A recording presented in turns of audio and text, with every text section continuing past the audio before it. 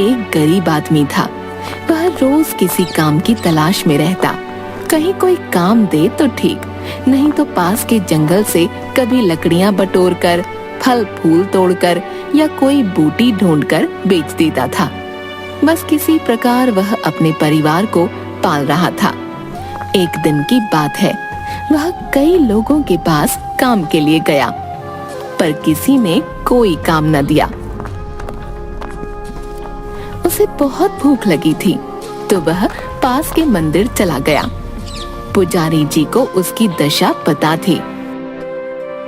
आओ आओ महावीर, आज कैसे आना हुआ? पुजारी जी, आज मुझे कोई काम नहीं मिला। तुम्हें भूख लगी है, कुछ खाया नहीं तुमने? महावीर पुजारी को देखता रहता है, कुछ कहता नहीं। पुजारी समझ जाता है और उसे एक फल और खाने के लिए प्रसाद देता है। खाने के बाद महावीर की जान में जान आई। फिर उसे अपने घर वालों की याद आई कि उन्होंने कुछ नहीं खाया होगा। घर में खाने के लिए कुछ नहीं है। वे लोग शाम को उसकी राह देखेंगे।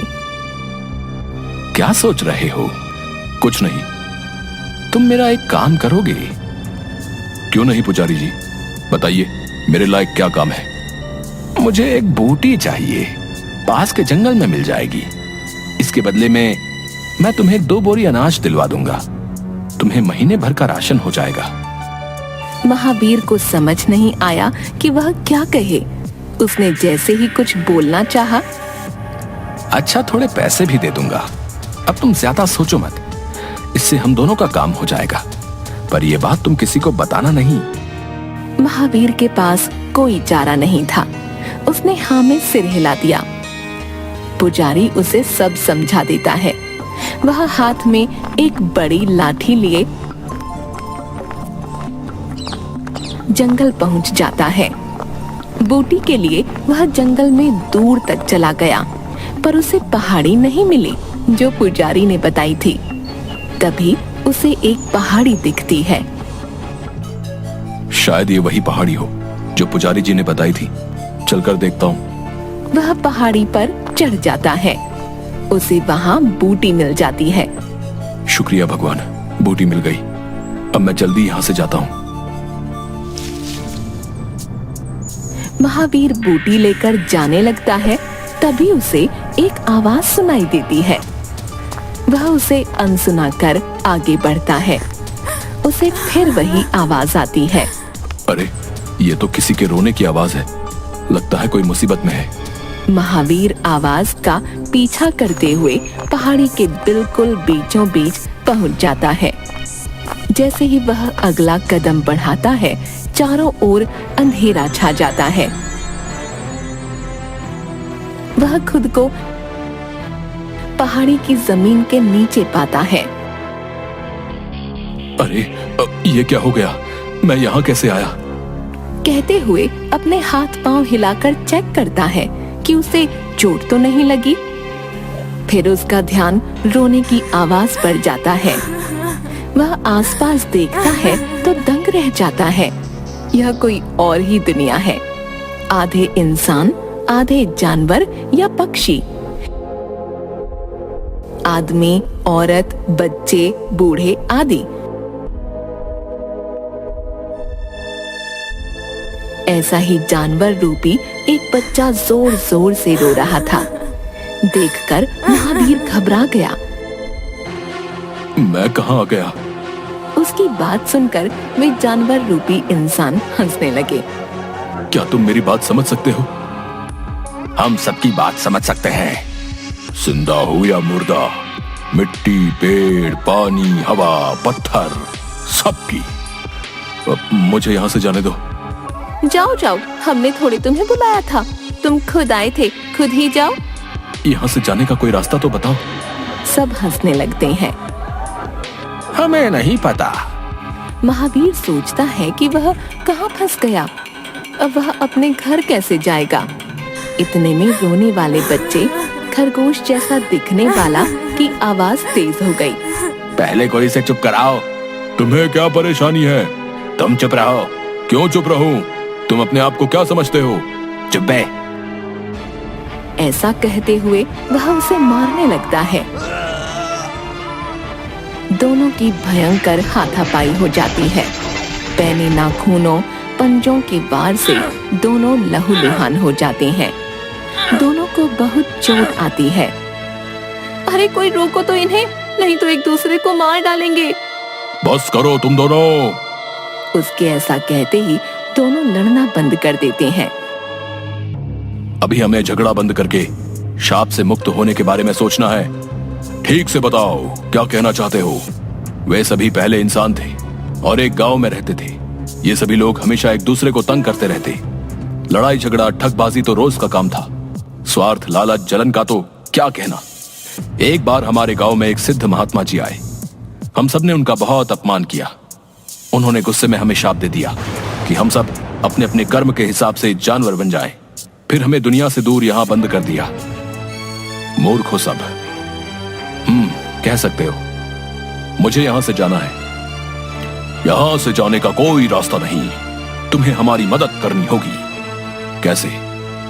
इस शाप से मुक्ति के केवल दो रास्ते हैं। एक है यहां किसी तरह सूरज की रोशनी पहुंच जाए और दूसरा है किसी साधारण इंसान की बलि। इससे देवता प्रसन्न हो जाएंगे और हम भी। पागल हो सब। किसी इंसान को मारकर कौन से भगवान खुश होते हैं? चुप, ले चलो इसे। सब डरते हुए महावीर को देवता की मूर्ति के पास ले जाकर खड़ा कर देते हैं। ये शुभ काम मैं करूंगा। रुको, पहले इसके शरीर के सभी अंग देख लो, ये पूरा है कि नहीं, वरना बलि कबूल नहीं होगी। बंदर रूपी आदमी महावीर के पैर, पीठ, सिर, आंखें चेक करने के बाद गुस्से से गुर्राया। हो गया सब बेकार। इसके बाएं हाथ में 6 उंगलियां हैं। यह देख सब जमीन पर बैठ जाते हैं। खरगोश रूपी बच्चा फिर से रोने लगता है। इसका मतलब हमें कभी मुक्ति नहीं मिलेगी। सूरज की रोशनी तो यहाँ कभी नहीं आ सकती। और वह भी रोने लग जाती है। मुझे जाना है। जाओ, अब तुम्हारा यहाँ कोई काम नहीं। पर एक बात याद रखना, हमारा भेद तुम्हारे सिवाय किसी को पता न चले, वरना तुम्हारे साथ क्या होगा हम नहीं जानते। कोई रास्ता? हमें नहीं पता। पता होता तो क्या हमारी ये हालत होती। महावीर चलकर पूरी गुफा को हाथ लगा लगा कर ध्यान से देखता है। अचानक एक स्थान पर हाथ लगाते ही गुफा में अंधेरा छा जाता है और महावीर स्वयं को पहाड़ी की उसी जगह खड़ा पाता है जहाँ से वह गायब हुआ था।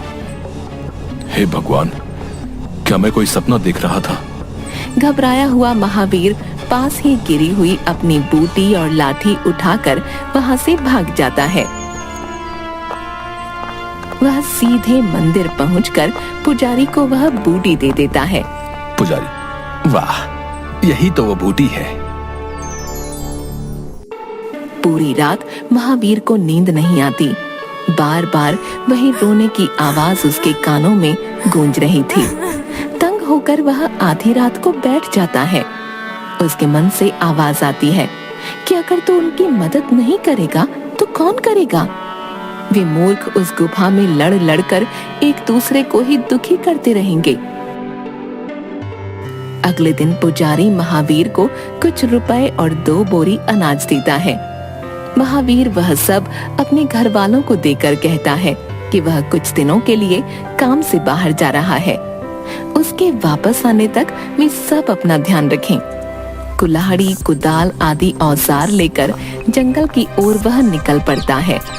पहाड़ी के ऊपर वह उसी जगह पहुंचता है जहां से वह गायब हुआ था।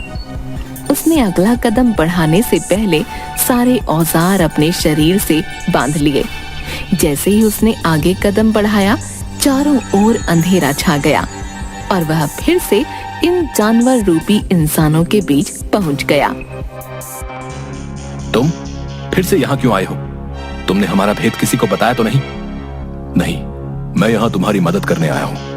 अब तुम हमारे किसी काम के नहीं, वरना हम क्या पागल हैं जो तुम्हें जाने देते। शाप से मुक्त होने का दूसरा उपाय भी है। कभी सोचा है उसके बारे में? हम इतने भी मूर्ख नहीं हैं। कोशिश कर चुके हैं, एक पत्थर तक नहीं टूटा। मैं पूरी कोशिश करूंगा। करने दो इसे जो करना चाहता है। महावीर कई दिनों तक छत को तोड़ने की कोशिश करता है। बाकी लोग भी उसकी मदद करते हैं। बड़ी मुश्किल से वह एक गड्ढा करने में सफल हो जाता है। गड्ढे से सूरज की किरणों के अंदर आने पर महावीर का चेहरा खिल जाता है, पर बाकियों के चेहरे पर उदासी थी। देखो देखो, धूप आ रही है। कहाँ कहाँ है धूप? महावीर समझ गया कि केवल वही धूप को देख सकता है और कोई नहीं। वह उस गड्ढे से निकलकर पहाड़ी के ऊपर पहुंच जाता है, पर बाकी जानवर रूपी लोगों को कुछ दिखाई नहीं देता। उन्हें लगा कि महावीर अचानक गायब हो गया। ये अचानक कहाँ गायब हो गया? महावीर पहाड़ी के ऊपर खड़ा सोचता है कि वह अब क्या करे। कुछ समझ नहीं आ रहा। वह सोचता है कि इस बार वह यहीं से खुदाई करेगा। पहाड़ी का मुआयना करते करते वह बूटी वाले छोटे पेड़ के पास पहुंचा। जमीन कच्ची होने से वह वहीं खोदना शुरू कर देता है। थोड़ी देर बाद एक बड़े पत्थर के टुकड़े के गिरते ही नीचे से खुशी से चिल्लाती हुई आवाजें आती हैं। धूप आ गई, धूप आ गई। महावीर ने ध्यान से देखा। धूप सीधे नहीं बल्कि बूटी वाले पेड़ से छनते हुए नीचे जा रही थी। वह पूरा रहस्य समझ गया और सभी जानवर सुंदर इंसान बनकर उसके सामने खड़े मुस्कुरा रहे थे। हमें शाप से मुक्त करवाने के लिए धन्यवाद दोस्त। आपके इस उपकार के बदले हम कुछ नहीं दे सकते। एक पत्थर का टुकड़ा देते हुए, इसे रख लो भैया, हम चाहते हैं कि आप इसे रख लें, यह आपके कुछ काम जरूर आएगा। और वे सब वहां से एक नए और सुंदर जीवन की शुरुआत करने के लिए चले जाते हैं। महावीर भी अपने घर आ जाता है। महावीर ध्यान से देखता है। वह साधारण पत्थर नहीं, हीरा था। उसे बेचकर मिले रुपयों से वह अपने काम करने लगता है और उसकी गरीबी दूर हो जाती है।